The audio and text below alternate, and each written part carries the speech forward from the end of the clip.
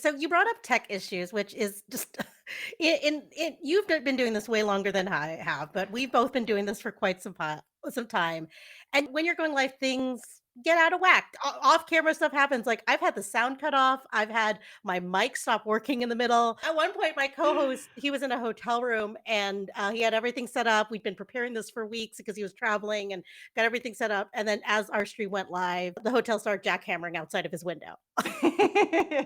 So that was Yeah. my first time going solo on a live. So, well, we're completely solo, but it was still fun. But as the remote producer, how do you prepare for the times when things go, let's just say off the rails, right? Do you have any advice for our audience of like, you can prepare, but how do you handle it in that moment? It is very nerve wracking to know what to Yeah. do.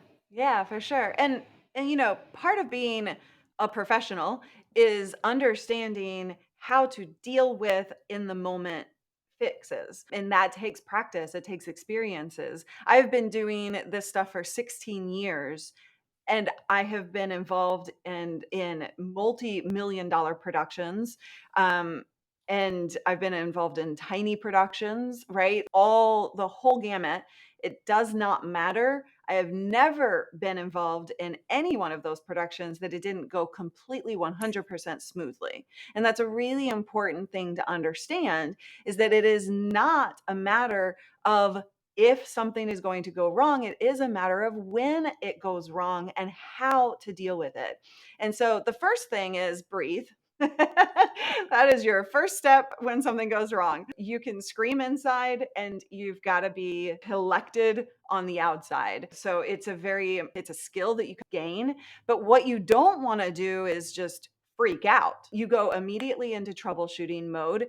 And in the BFF event, things went wrong. People forgot to unmute or couldn't, like somebody would turn their video off when they were supposed to be on or something like that, or any number of tech issues, but the audience never knew it. And that you can guarantee any production that you're watching, if it has a producer behind it, there are things going wrong, but the audience never has to know about it. And that just takes some experience in terms of know-how. It takes technical experience to know how to troubleshoot and fix things. But you just got to be calm on the outside. So if you're the host, you can laugh it off. You can say that's live. You can just have fun with it, but you never want to over apologize. Like, oh my God, I'm so sorry. We're going to get this fixed. I'm sorry.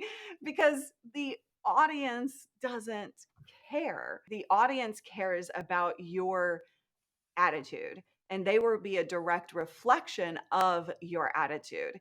Even though things did technically go awry on the back end and there were moments of panic from the production side, let's just be honest, the audience, like there wasn't a single comment about anything. The only comments were, this is like so good, either about the content, like, I love this. This is amazing. Thank you so much for doing this. And on the production side, they were saying this was the best production they'd ever seen. So like, it doesn't matter. There were things going wrong, but what they saw was brilliance. Absolutely. I love that. And I was one of those viewers and I didn't like I know from being a professional that oh yeah, that didn't go wrong, but it wasn't like, oh my gosh, never mind what these ladies have to say. It's It's like, I'm like out of here. I'm out. I'm not doing this anymore. So